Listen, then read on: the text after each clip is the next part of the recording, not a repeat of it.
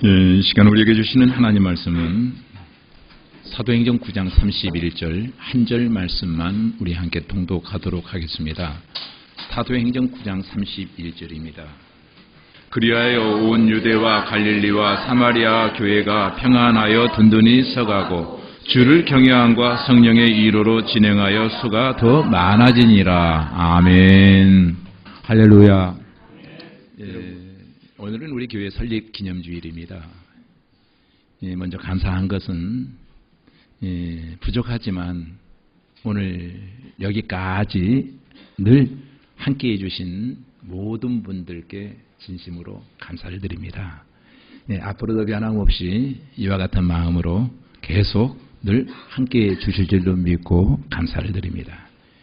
이 시간 우리 주님이 꿈꾸시는 교회라고 하는 제목으로 하나님의 말씀을 나눌 때에 예전에 느끼지 못했던 여러분 나름대로의 교회론이 새롭게 형성되어지고 21세기를 지향하는 이 시대에 현대의 교회에는 어떤 식으로 흘러가고 어떤 식의 사역을 역사적 사명을 감당해야 되겠는가라고 하는 측면에서 사명의식을 가지고 오늘 말씀을 여러분 들어주시기를 간절히 원합니다.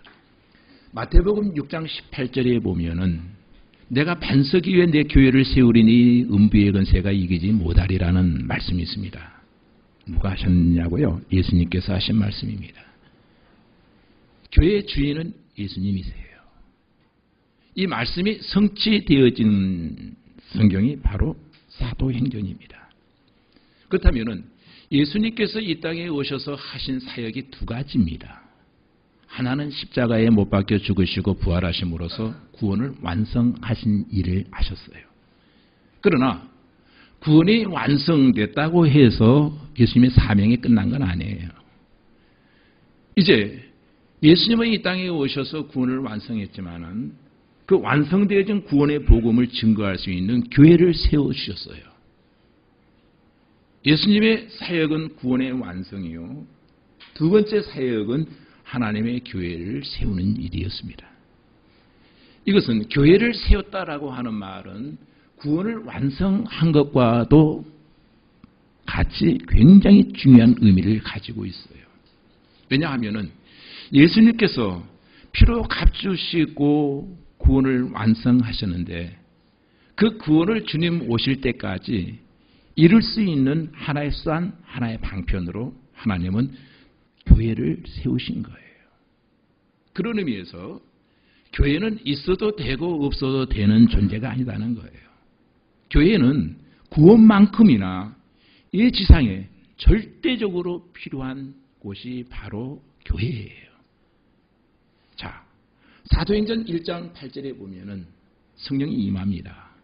오직 성령이 너희에게 임하시면 너희는 권능을 받고 예루살렘과 온 유대와 사마리아 땅끝까지 이르러 내 증인이 되라 하시니라는 말씀이 있습니다. 이 말씀도 예수님께서 승천하시기 전에 지상에서 하신 마지막 말씀이에요. 자, 이 예언의 말씀이 실제로 그렇게 성취되어져 갑니다. 오순절달 마가 요한의 다락방에 성령이 불과 같이 임합니다. 그 성령의 임함과 동시에 하나님의 교회, 하나님이 그토록 꿈꾸시며 기대하셨던 교회가 탄생하는 거예요.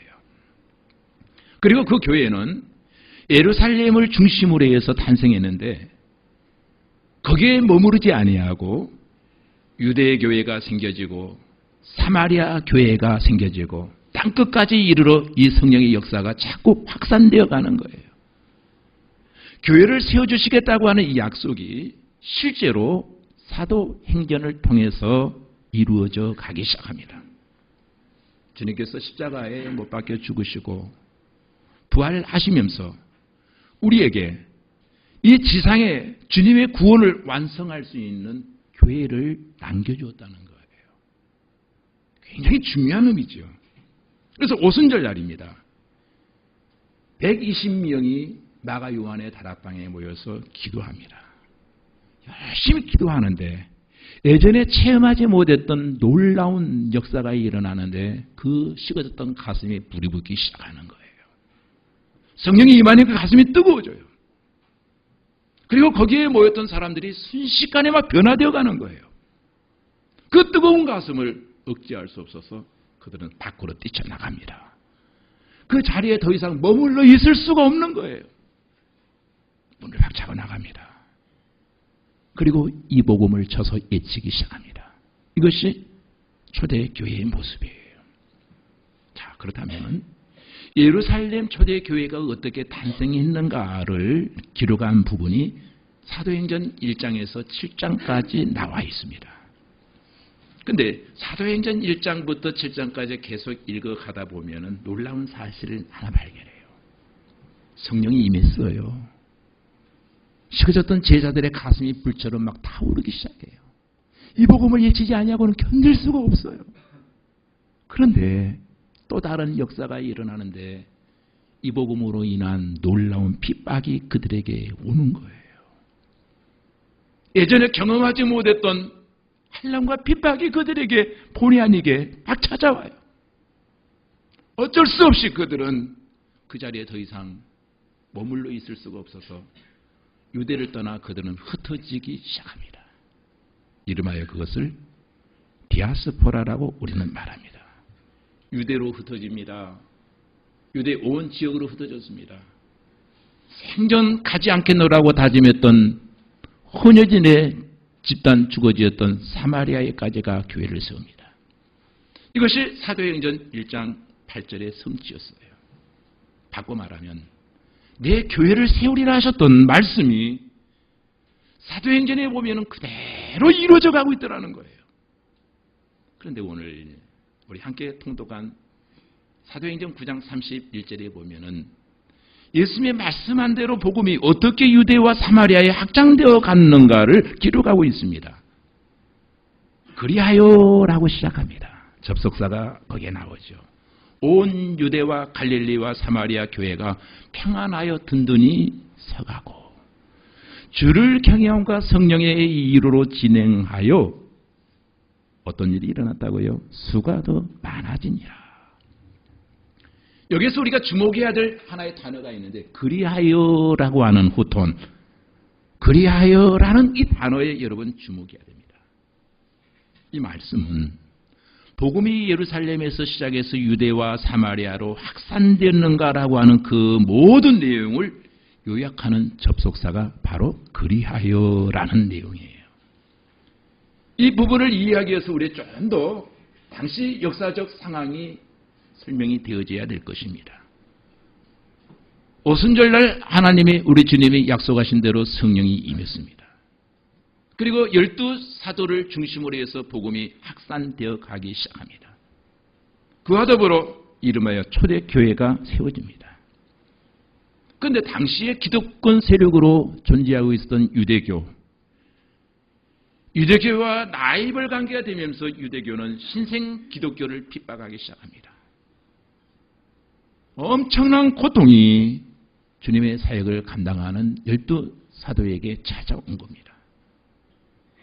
그러므로 그리하여라는 이 말 속에는 어떤 고난과 핍박과 환난 속에도 하나님의 언약의 말씀은 성취되어 가고 있었다라고 하는 뜻이 이 그리하여라고 하는 단어에 포함되어 있는 겁니다.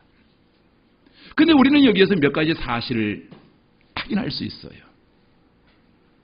예루살렘에 머물러 있던 교회가 이제는 유대교회로 확산되어 갔어요. 유대교회로 확산되어 가면서 다음에 갈릴리 교회로 확산되어집니다. 그리고 생전 가고 싶지 않았던 도시인 사마리아의 교회가 번져가는 겁니다. 중요한 사실은 유대인에게 머물러 있던 이 복음이 그들의 손을 떠나버렸다는 거예요.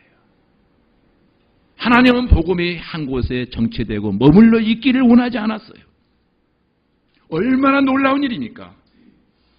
점점 놀라운 일들이 계속해서 일어나기 시작합니다. 어느 날입니다. 에티오피아 내시가 예수 그리스도를 영접합니다. 그 에티오피아 내시를 통해서 이 복음이 에티오피아로 수출이 되어집니다. 드디어 이 에티오피아 내시가 사도행전의 중요한 이유는 이방으로 복음이 나가기 시작했다는 거예요. 그리고 이 31절에서 여러분이 꼭 기억하고 넘어가야 될 단어가 바로 교회라고 하는 단어가 여기에 등장합니다. 교회를 에클레시아, 무엇으로부터 부르심을 받은 무리라는 뜻인데 그것을 간단한 용어로 함축을 한다면 회중이라고 하는 뜻을 가지고 있습니다. 자, 하나님의 교회는 그리스도 안에서 거룩하여지고 성도라 부르심을 입은 자들과 또 각처에서 우리 주, 곧 저희와 우리의 주 되신 예수 그리스도의 이름을 부르는 자들을 교회라고 말할 수 있어요. 중요한 사실은 교회는 말이에요. 건물이 교회가 아니에요. 제도가 교회가 아닙니다. 교회는 사람들의 모임인 회중이에요. 그리스도의 이름을 부르는 모든 성도들이 모인 곳, 그것을 우리는 교회라고 말하는 겁니다. 그러므로 건물이 없고 예배당이 없어서 들판에서 이 예배를 드린다 할지라도 그 모임이 주님의 이름으로 모여서 신앙 고백을 하는 곳이라면 그 모임 자체가 바로 교회라는 것을 우리에게 말해주고 있습니다. 예수님은 공생애 중에 12명의 제자들을 세우시고 함께 동역을 하십니다. 그 공동체 역시 교회라고 부를 수 있을 거예요. 또 다윗이 사울 왕을 피해서 아들랑 굴로 쫓겨갑니다. 그런데 그 굴에 다윗이 기거하고 있다고 하는 소식을 듣고 그와 비슷한 처지에 있던 환난당하는 자, 빚진 자, 마음의 온통을 품은 자 다 그리로 모여들기 시작합니다. 다윗을 구심점으로 해서 그곳에서 또 하나의 공동체가 탄생합니다. 그것을 이름하여 우리는 아들랑 공동체 교회라고 부를 수 있을 거예요. 그런데 어느 교회든 교회가 지향하는 하나의 소원이 있다면 바로 평안하여 든든히 세워져 가는 교회를 다 원한다는 거예요. 중요한 것은 우리의 꿈과 소원은 내가 다니는 교회가 평안한 교회, 든든한 교회가 되기를 원하는데 과연 지상에 있는 교회가 평안하더냐 이 말이에요. 항상 문제가 있는 곳이 교회 아닙니까? 저와 여러분의 교회를 나오는 이유가 뭐예요? 세상에서 얻지 못하던 평안 얻기 위해서 교회 나오는 것 아닙니까? 위로와 쉼을 얻기를 원하지 않습니까?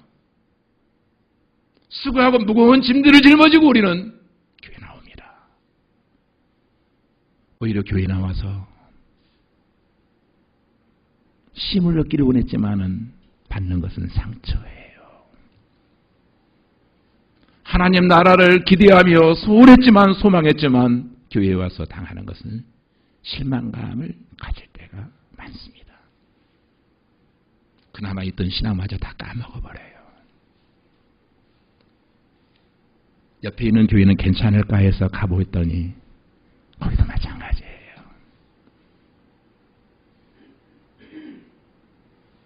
먼저 예수님이 목회하시던 교회를 한번 들여다보십시다. 그 교회 담임 목사님은 바로 예수님이세요. 그분은 온갖 기적을 일으키고 자연과 죽음까지도 이기신 전지전능하신 분이셨습니다. 교인들은 그렇게 많지가 않아요. 겨우 12명이에요. 모두가 다 예수님께서 한적한 밤에 산에서 기도하시고 선별해서 선택하신 제자들입니다.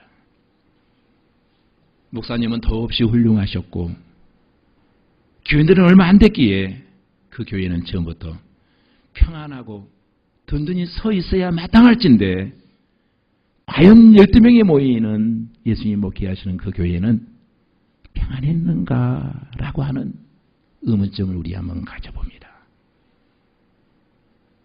목사님은 훌륭했습니다. 그러나 그 구성원들은 취약한 모임이었습니다. 대부분이 어부들이에요. 배운 게 별로 없어요. 좀 난 사람이 있다면 사람들에게 왕따당하는 세리였습니다. 아니면 혁명을 꿈꾸는 급진 성향의 진보주의자들이었습니다. 그리고 그들의 몇몇 성격을 한번 분석해 보십시다. 하나같이 별난 사람들이었어요. 캐릭터가 남달라요. 다 한 성깔 하는 사람들이에요. 다혈질, 거기에다 그들은 양보할 줄 모르는 사람들입니다. 뭐 인격이랄 게 없는, 소위 말하면 자기들만 아는, 자기만을 아는 이기주의자들이었습니다. 3년 동안 제자들이 한 일이 뭐예요? 사람들 앞에서는 명색이 예수님의 제자니까 점잖 뺐지만 자기들끼리 있을 때에는 끝없이 다투는 다툼의 연속이었습니다. 왜 다투느냐고요? 우리 중에 누가 더 크냐? 서로 자기가 제일 잘났다는 거예요. 이 사람들이 예수님의 왕국을 세우고 분명히 왕이 되실 줄 알았습니다. 그때를 미리 대비해서 내 자리를 확고하게 확답받아 두고 보장받아 두자는 심산이 있었습니다. 제자들과의 기싸움에서 어떤 제자가 밀리기 시작하니까 어머니를 동원합니다. 어머니에게 부탁해서 높은 자리에 자기 것으로 못 박아두려고 애를 씁니다. 그로 인해서 그 제자는 더 왕따당했겠지요. 그 싸움이 언제까지 계속되어집니까? 예수님이 잡혀 돌아가시기 전, 바로 십자가를 지시기 전까지 이 문제는 계속 지속되어져 갑니다. 물론 성경을 읽다 보면 그 사람들이 고생하고 희생한 것은 분명합니다. 3년 동안 한 번도 휴가 없이 그들은 열심히 가르치고 전도하고 선포하는 사역을 감당했습니다. 그런데 그렇게 한 배경에는 다 나름대로의 꿍꿍이 속에 있었다는 거예요. 교회를 발판으로 해서 뭔가 한 자리 해먹자고 하는 생각이 있었던 거예요. 그러던 어느 날 목사님이 잡혀가셨어요. 왜 잡혀가느냐고요? 그 교인 중 한 사람이 돈 받고 팔아먹은 거예요. 이게 예수님이 목회하시던 교회예요. 그럼 그 교회는 어떻게 되느냐고요? 하루아침에 그 교회는 공중분해되어지고 말았어요. 한때는 믿음 좋다고 서로 자랑하고 고백하던 교인들 십자가를 구심점으로 해서 다 도망가 버렸어요. 여러분 굉장한 의문점이 생길 거예요. 설마 예수님이 세우신 교회인데 어떻게 교회가 그렇게 완전히 분해되어질 수 있단 말인가? 어떻게 그렇게 쉽게 무너진단 말인가? 이런 의문점이 생겨집니다. 답은 이따 드리겠습니다. 위대한 영웅 다윗이 아둘람 교회를 세웁니다. 목사님은 정말 용맹스러운 사람입니다. 태권도가 몇 단인지 모르지만 싸움을 너무 잘해요. 무예로는 당할 자가 없어요. 거기다가 그는 탁월한 리더십까지 있습니다. 시를 너무 잘 써요. 마음에 감동을 줄 정도로 내 마음을 흔들리게 하는 시를 너무도 많이 지은 시인이에요. 연주도 잘해요. 연주도.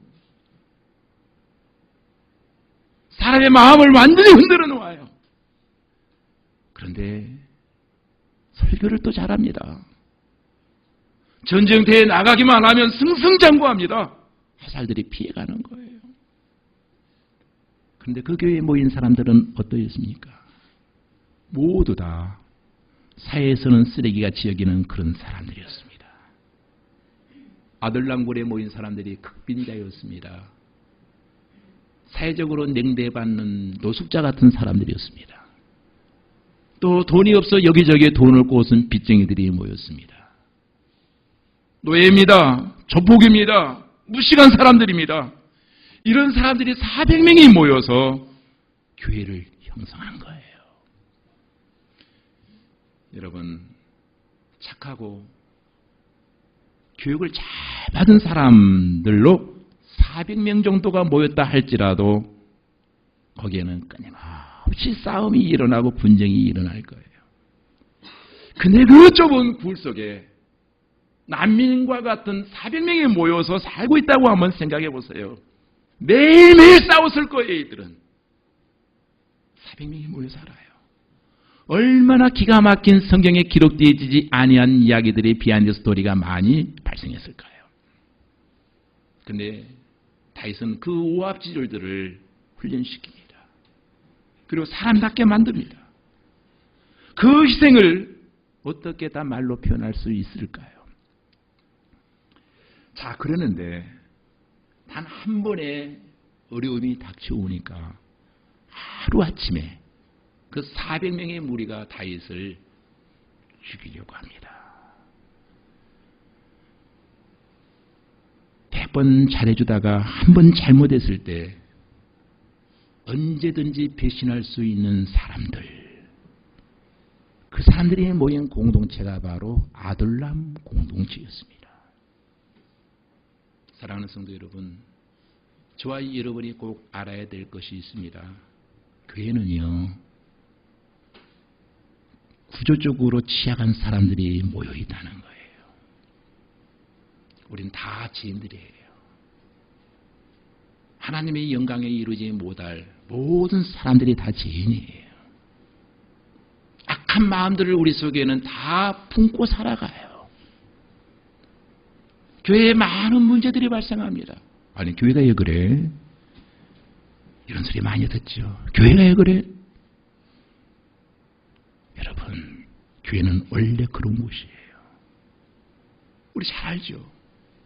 예수님 주변에 맨 사기꾼과 창녀들과 세리와 같은 낙오자들이 모여들기 시작합니다. 주님은 그들에게 말합니다. 나는 의인을 부르러 온 것이 아니라 죄인을 부르러 왔다. 모든 사람들이 100이면 100, 1000이면 1000. 다 생각이 달라요. 성격 다 달라요. 성격이 다르고 환경이 다르다 보면 구조적으로 평안할 수가 없는 거예요. 그 집단 속에서는 생태적으로 상처를 받을 수밖에 없어요. 이유가 뭐냐고요? 불완전한 사람들이 모이는 불완전한 곳이 바로 교회입니다. 그래서 존 칼빈은 지상 교회를 가리켜 전투하는 교회라고 말을 합니다. 전투하는 교회. 천상교회는 시험을 얻는 안식의 교회라면은, 죽은 다음에 이루어지는 천국에서의 교회는 안식할 수 있는 교회라면은, 지상에 있는 모든 교회는 불완전하기 때문에, 목사도 불완전한 죄인이요, 성도도 불완전한 죄인이요, 교회라고 하는 어떤 제도와 틀을 갖추고 있지만 교회라고 하는 존재는 천상교회에 이르기까지 우리는 다 불완전하다는 거예요. 매일매일 전투하며 싸우면서 천성을 향해 나가는 곳, 진행하는 곳이 바로 교회예요. 자, 지금까지 내용이 교회의 표면적인 모습입니다. 그러면 교회의 내면적인 본질은 뭘까요? 교회의 내면적인 본질의 첫 번째가 평안한 교회라고 나옵니다. 그런데 이 평안의 주인이 예수 그리스도예요. 팩스 로마를 이야기합니다마는 이것은 사람이 만든 평화예요. 진정한 평안은 주님이 주실 때 우리의 마음이 평안해진다는 거예요. 누가 평안을 줄 수 있느냐? 예수 그리스도예요. 그래서 요한복음 14장 27절에 주님이 이렇게 말씀하십니다. 평안을 너희에게 끼치노니 곧 나의 평안을 너희에게 주노라. 내가 주는 평안은 세상에 주는 것과 같지 아니하니 너희는 마음에 근심하지도 말고 두려워하지도 말라. 평안의 주인은 주님이세요. 요한복음 20장 21절에 그렇게 말합니다. 너희에게 평강이 있을지어다. 아버지께서 나를 보내신 같이 나도 너희를 보내노라. 주님과의 온전한 관계가 이루어질 때 그곳에 바로 평안이 있다는 거예요. 내 마음의 평안, 너와 내가 친하고 관계가 좋으면 평안하냐? 아니에요. 주님과의 관계가 평안할 때 내 마음에 진정한 평안이 임한다는 거예요. 그럼 어떤 교회가 평안한 교회냐? 주님과의 올바른 관계가 맺어져 있는 교회가 평안한 교회라는 거예요. 이것이 바로 기독교의 특징입니다. 이 평안을 누렸던 사도 바울이 감옥에서도 평안을 그는 노래합니다. 감옥에서 찬송하고 기도할 수 있었던 그 평안이 어디에서 왔을까요? 비록 몸은 감옥에 갇혀있는 환경이지만 그의 마음에는 주님이 주신 평안함이 있었어요. 이것이 그리스도인들이 누리는 평안의 특징입니다. 상황이 우리에게 평안을 갖다 주지 않아요. 중요한 것은 오늘 내 마음속에 평안이 있는가? 아무도 빼앗아갈 수 없는 이 평안이 과연 나에게 있는가? 평안을 잃어버린 교회는 본질적으로 교회라 이름할 수 없습니다. 그것은 그냥 사람들이 모인 곳이에요. 교회가 시끄럽게 싸우고 불협화음이 자꾸 일어납니다. 교회가 자꾸 불편합니다. 이유가 뭘까요? 사람들은 많이 모였는데 주님이 계시지 않아요. 예수 그리스도가 주인 되신 교회에 그렇지 않아요. 건물이나 제도나 교파나 방법이 아닌 주님의 이름으로 모인 교회는 시끄럽지 않아요. 대신 환경은 평화롭지 않는데 그 특징이 있습니다. 무슨 말이냐고요? 초대 교회로부터 시작해서 지금에 이르기까지 교회는 항상 핍박 속에 존재해 왔습니다. 그렇다나 환경이 한 번도 주어진 적이 없어요. 교회가 있는 곳에는, 복음이 있는 곳에는 항상 환난과 핍박이 있었습니다. 그러나 주님의 교회는 그런 세상 속에서 환난과 핍박과 기근과 조롱을 당하면서도 교회는 흔들리지 않았습니다. 세상에 감당치 못할 믿음으로 교회는 날마다 복음을 향해서 진행해 나가기 시작합니다. 두 번째 진정한 교회의 특징, 내면적 특징이 뭐예요? 든든히 서가야 됩니다. 든든히 서가는 교회라고 하는 것은 교회가 완성된 존재라고 하는 의미는 아니에요. 완벽하다는 뜻도 아니에요. 주님의 교회는 비록 소수의 무리가 모였을지라도 아무리 작은 교회일지라도 성령께서 주인 되셔서 그 교회를 인도하신 한 그 교회는 언젠가 성장하고 언젠가 건강하게 움직이게 되어 있다는 겁니다. 에베소서 2장 21절로 22절에 보면은 교회를 그렇게 말합니다. 지어져 가는 교회라고 말합니다. 그리스도 안에서 함께 지어져 가느니라라고 말합니다. 든든한 교회라고 하니까 여러분 착각할 수 있습니다. 완성된 존재라는 것이 아니에요. 교회는 그리스도의 형상을 담기까지 날마다 성장하고 또 성장해서 결국 열매를 맺게 되는, 그래서 그리스도인은 아직도 공사 중입니다. 또 예수 믿는 사람이 왜 그 모양이야? 아직 공사 중이거든. 우린 공사 중이어야지. 우리는 지금 다 공사 중에 있습니다. 에베소서 2장 22절에 보면 지어져 가느니라, 아직 공사 중이라는 거예요. 완벽하게 지어진 건물들이 아니라는 거예요. 우리 주변에 공사 중에 있는 건물들이 참 많이 있더라고요. 공사 중에 있는 건물들 주변에 가보니까 깨끗하지가 않아요. 먼지가 많이 납니다. 지저분합니다. 그러나 이 건물이 머지않아 설계대로 아름답게 정말 편안한 집으로 언젠가는 변화되어질 거예요. 지금 현재 내 모습, 자기의 모습을 평가하고 실망하지 마세요. 저와 여러분은 아직 공사 중인 성도들입니다. 그렇다면 교회의 완벽을 요구해서 안 된다는 거예요. 아직도 우리 꿈꾸는 교회는 공사 중입니다. 언젠가 변화되어 갈 것입니다. 든든히 세워져 갈 것입니다. 이것이 교회의 진정한 본질적 모습이에요. 중요한 것은 교회가 잘하고 있느냐, 교회가 성장하고 있느냐, 교회가 살아서 움직이고 있느냐. 움직이고 있다면 그것은 부족해도 교회입니다. 두 번째, 우리가 이 본문을 통해서 짚고 넘어가야 될 단어가 하나 있습니다. 진정한 교회의 내면적 본질은 주를 경외함과 성령의 유로라고 하는 단어를 여러분 기억해야 됩니다. 먼저 여기에 보면 주를 경외했다라고 하는 헬라어에 보면은 포포토 퀴리오스라고 하는 단어를 쓰고 있습니다. 포포토 퀴리오스라고 하는 단어의 의미는 굉장히 경외한다라고 할 때 이 경외라고 하는 포포라고 하는 단어에 보면은 바로 세 가지 의미를 가지고 있습니다. 두려워한다. 언제 두려워합니까? 바라보면서 두려워하는 거예요. 존경한다. 바라보면서 존경하는 거예요. 경외한다. 바라보면서 경외한다는 거예요. 그러니까 이 포포스 키리오스라고 하는 말은 경외하고 두려워하고 존경하기 위해서는 바라봐야 된다는 거예요. 그런데 이 단어 속에는 바로 오직 주만 바라본다라고 하는 뜻이 여기에 담겨져 있습니다. 그런데 여러분 하나 묻습니다. 포포스 키리오스라고 하는 단어의 의미처럼 우리 저와 여러분이 언제 주님을 바라보게 됩니까? 난간이 오면 주님을 바라봅니다. 절망이 오면 주님을 바라봅니다. 환난이 오면은 바라보지 않던 주님을 바라봅니다. 왠지 모르게 내 인생이 고독하고 외롭고 절망적이다 싶으면은 그때서야 비로소 우리는 주님을 바라봅니다. 이 세상에 의지했던 모든 것들이 다 끊어지는 그 찰나, 그때서야 우리는 주님을 바라봅니다. 그런데 성경은 바로 그걸 말하고 있는 거예요. 바라봄 자체가 그리스도인에게는 힘이다. 예루살렘 교회의 힘은 주님을 바라볼 때 임한다는 거예요. 그런데 우리가 주님을 언제 바라봐요?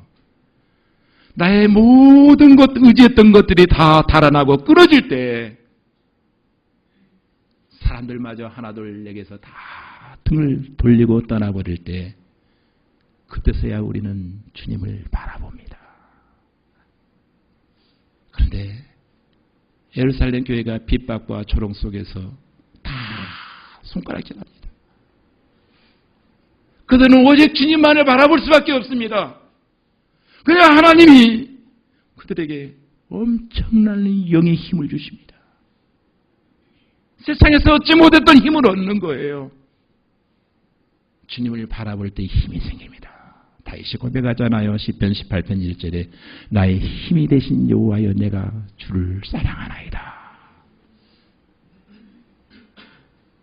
이런 경험을 한 바울이 이렇게 고백합니다. 내가 약할 때 그때가 곧 강함이라. 이 말씀의 의미를 여기에 접목시켜보세요. 경외함이라고 하는 단어에 내가 약할 때 그때가 곧 강함이라. 두 번째, 성령의 이루라고 하는 단어를 우리가 여기서 해석하고 넘어가야 됩니다. 이 성령의 이루라고 하는 단어는 파라클레스라고 하는 단어를 써내는데, 파라클레스라고 하는 단어는 함께 불러서 함께 곁에 있다라는 뜻이에요. 원어에서는. 성령의 이루라고 하는 원어 뜻이에요. 파라클레토스라고 하는 말은 내가 너를 불러서 옆에 함께 있다라고 하는 뜻을 가지고 있어요. 이루는 단순히 다독거리는 잘 될 거야 이런 게 아니에요. 이루하다. 파라클레토스라고 하는 말은 옆에 부르어 함께 한다라고 하는 뜻을 가지고 있어요. 힘이 다 빠져버렸어요. 내 힘으로 할 수 있는 것은 아무것도 없어요. 이제 나는 끝났다고 선언할 수밖에 없는 그 환경이 내게 찾아온 거예요. 그때 파라클레스 대 성령이 내게 오셔서 이루하시는 거예요. 고린도후서 1장 9절에 보면은 여기에 적절한 성경 기절이 하나 나옵니다. 우리는 우리 자신이 사형 선고를 받은 줄 알았으니 이는 우리로 자기를 의지하지 말고 오직 죽은 자를 다시 살리신 하나님만을 의지하게 하려 하심이라. 바울의 사역은 참 희한해요. 그 똑똑한 사람이 예수 그리스도를 만난 이후에 인생이 한 번도 세상적으로 보면 풀린 적이 없어요. 늘 꼬임의 연속이에요. 늘 위기를 겪으면서 합니다. 우리의 그런 퀘션마크 의문점을 가져봅니다. 왜 복음을 전하는 자에게 그와 같은 고난이 끊임없이 찾아왔는가? 이런 의문점이 우리에게 옵니다. 그런데 고린도후서 1장 9절은 그 의문에 대한 답을 주고 있습니다. 오직 죽은 자를 다시 살리시는 하나님만을 의지하게 하려 하심이라. 돈이 많으면 돈을 의지할 거 아니에요. 빽이 있으면 빽을 의지할 거 아니에요. 주를 경외하니 그것이 인생의 큰 힘이 되었다는 거예요.